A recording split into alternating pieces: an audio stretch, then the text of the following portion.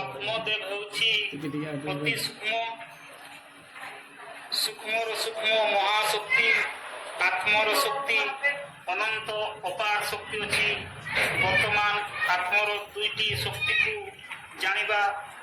ଗୋଟିଏ ହେଉଛି ପ୍ରାଣ, ଆଉ ଗୋଟିଏ ହେଉଛି ମନ। ମୁଁ ପ୍ରାଣର ବିଷୟରେ ଆଲୋଚନା କରିବି।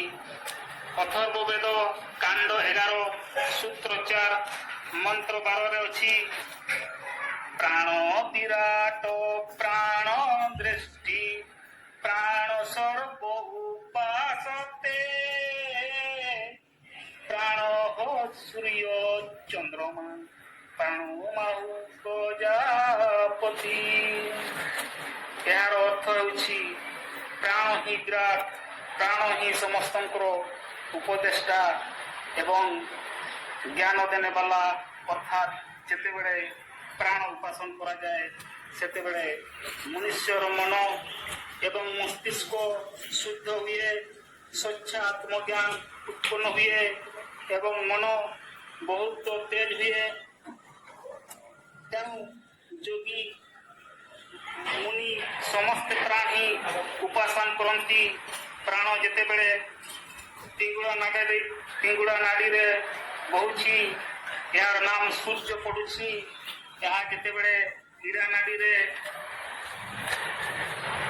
ବହୁଛି ତ ଏହାର ନାମ ଚନ୍ଦ୍ରମା ପଡୁଛି।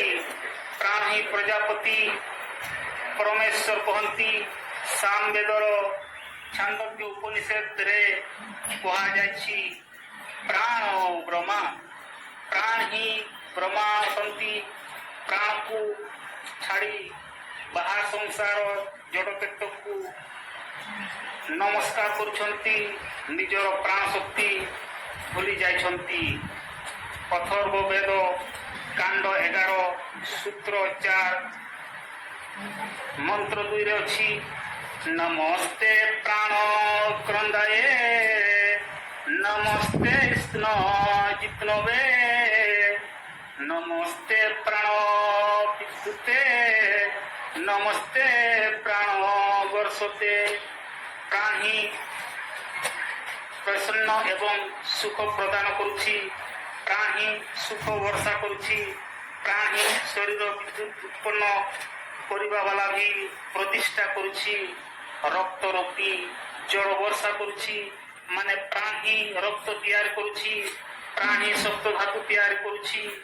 ଏହି ପ୍ରାଣ ଚେତନଟେ ଏହାକୁ ନିଜେ ନିଜର ଭଲାଇ ପାଇଁ ଚାହିଁବ ତ ଭଲାଇ ପାଇଁ ବଚନ କରିପାରିବ, କିନ୍ତୁ ପ୍ରାଣର ମହିମା ଭୁଲି ଯାଇଛନ୍ତି। ଯାହାର ମହତ୍ଵ, ଯାହାର ମହିମା, ଯାହାର ଗୁଣ ଯିଏ ଜାଣିନାହିଁ ତ ତାହାର ପୂର୍ଣ୍ଣ ଲାଭ ଉଠାଇ ପାରିବ ନାହିଁ। ବର୍ତ୍ତମାନ ମନ ବିଷୟରେ ଆଲୋଚନା କରିବି। ଆତ୍ମ ହେଉଛି ଚେତନ ଚେତନା ହିଁ ମନ କୁହାଯାଏ। ଯେଉଁ ଚେତନତା ଅଛି ତାହା ବୁଦ୍ଧି ରୂପ ଓ ଶକ୍ତି ରୂପ ଅଟେ। ମନୁଷ୍ୟ ଗୋଟିଏ ଶକ୍ତି ଅଟେ, ମନଟି ଗୋଟିଏ ଶକ୍ତି ଅଟେ।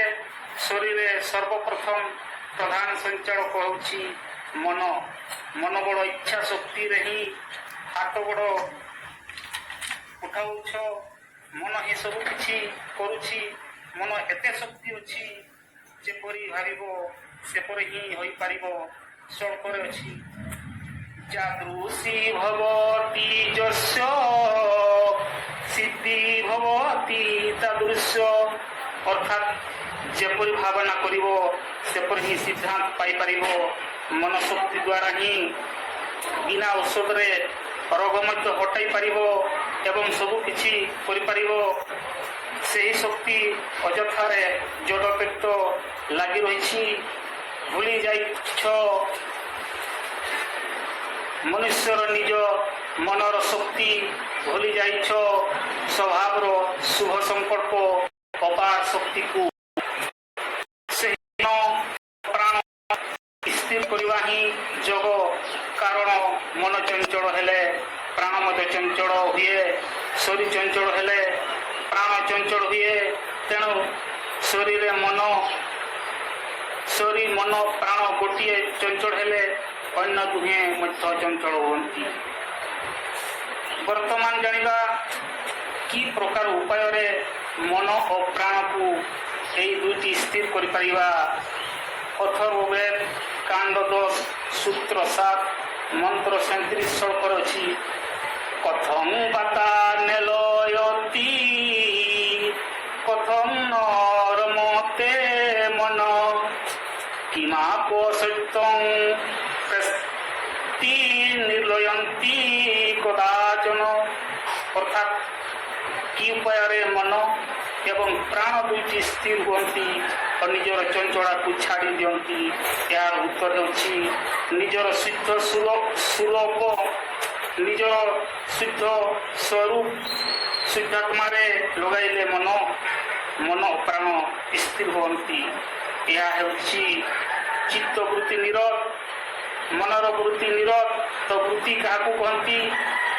ଚିତ୍ତର ଗତି, ବିଧି, ଚାଲ, କ୍ରିୟା ଚିତ୍ତକୁ ବୃତ୍ତି କହନ୍ତି। ବିଷୟ ବୃତ୍ତିର ସମଷ୍ଟି ହିଁ ସଂସାର କହନ୍ତି। ଉଭୟ ମନ ଅବଧେନୁ ଧାତୁରୁ ତିଆରି ହୋଇଛି। ବର୍ତ୍ତମାନ ଜାଣିଲ ମଣିଷ ସଂସାର ଆସିବାର କାରଣ ମନନ କରିବା, ଚିନ୍ତନ କରିବା, ସ୍ୱତନ୍ତ୍ର ବିଚାର କରିବା, ଅର୍ଥାତ୍ ଆତ୍ମକୁ ମନନ କରିବା, ଆତ୍ମକୁ ଚିନ୍ତନ କରିବା, ଅନ୍ତରାତ୍ମା ହିଁ ଭଜ କରିବା, ଜପ କରିବା। ତ ବର୍ତ୍ତମାନ ଭଜନ କରିବା। ମନ ତୁ ଭଜ ଅନ୍ତରାତ୍ମା, ମନ ତୁ ଜପ ଅନ୍ତରାତ୍ମା, মন তু ভজ অন্তরাত্মা, মন তু জপ অন্তরাত্মা। ছাড়ি দিও জড় তত্ত্ব, ছাড়ি দিও মায়া বন্ধন, মন তু ভজ অন্তরাত্মা, মন তু জপ অন্তরাত্মা, মন তু ভজ অন্তরাত্মা, মন তু জপ অন্তরাত্মা। ছাড়ি দিও ছল প্রচণ্ড, ছাড়ি দিও হিংসা ক্রোধ, মন তু ভজ অন্তরাত্মা, মন তু জপ অন্তরাত্মা, মন তু ভজ অন্তরাত্মা, মন তু জপ অন্তরাত্মা। কর অষ্টাঙ্গ যোগ পালন, কর নিত্য চক্র ভেদন, মন তু ভজ অন্তরাত্মা, মন তু জপ অন্তরাত্মা, মন তু ভজ অন্তরাত্মা, মন তু জপ অন্তরাত্মা। সদগুরু শিব মুনি দিয়ে কৃপা সবু মুনি, মন তু ভজ অন্তরাত্মা, মন তু জপ অন্তরাত্মা, মন তু ভজ অন্তরাত্মা, মন তু জপ অন্তরাত্মা, মন তু ভজ অন্তরাত্মা, মন তু জপ অন্তরাত্মা।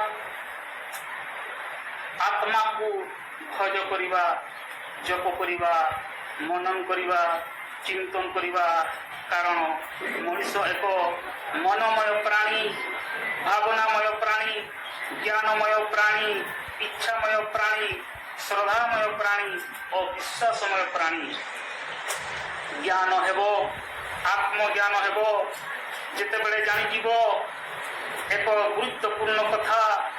ରୋଗ, ଦୋଷ, ବାତ, ପିତ୍ତ, କଫ, କମର, ପେଟ, ଗୁଦା ଏବଂ ପତଣ୍ଡି ସବୁ ଜଡ଼ ଅଟେ।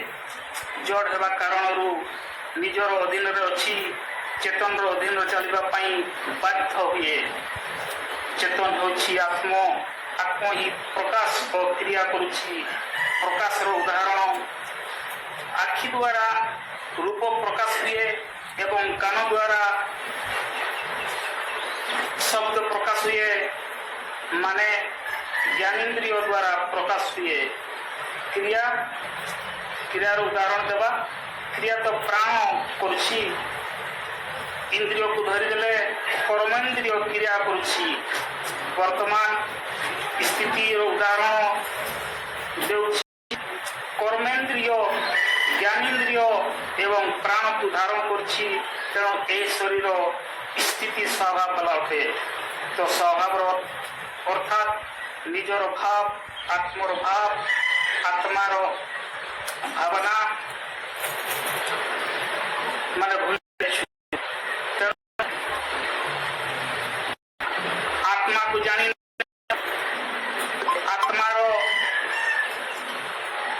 ପଦାର୍ଥ ହେ ପ୍ରିୟ ଆତ୍ମ ଜାଣିନିଅ। ଭାବନା, ଇଚ୍ଛା, ଜ୍ଞାନ, ରୁଚି, ନିଦ୍ରା, କ୍ଷୁଧା ସବୁ ଆତ୍ମାର ପଦାର୍ଥ ଅଟେ। ତ ଗୋଟିଏ ଉଦାହରଣ ଦେଉଛି କ୍ଷୁଧାର। ବିନା କ୍ଷୁଧାରେ ଖାଦ୍ୟ ଖାଇବାର କ୍ଷତିକାରକ। ଏହି ଉକ୍ତି କ୍ଷୁଧା କ୍ଷେତ୍ରରେ ଯେପରି ପ୍ରଯୁଜ୍ୟ, ରୁଚି କ୍ଷେତ୍ରରେ ମଧ୍ୟ ଅନୁରୂପ ଭାବରେ ତାହା ପ୍ରଯୁଜ୍ୟ ଅଟେ। ଆପଣ କ'ଣ ଖାଇବ ଅନ୍ୟକୁ ପଚାରିବା ଦରକାର ନାହିଁ, କାରଣ ଅନ୍ତରାତ୍ମା ସ୍ୱୟଂ ନିର୍ଦ୍ଦେଶ କରିବ ଅମୁକ ଖାଦ୍ୟ ଦରକାର, ଅମୁକ ଖାଦ୍ୟ ନୁହେଁ। ଆଜି ମୁଁ ଏତିକି ପ୍ରବଚନ କରି ପ୍ରବଚନଟାକୁ ସମାପ୍ତ କଲି। ଶେଷରେ ପୁଣି ଆଉ ଥରେ ଆନ୍ତରିକ ସହିତ ସପ୍ରେମ ଜୟ ହିନ୍ଦ।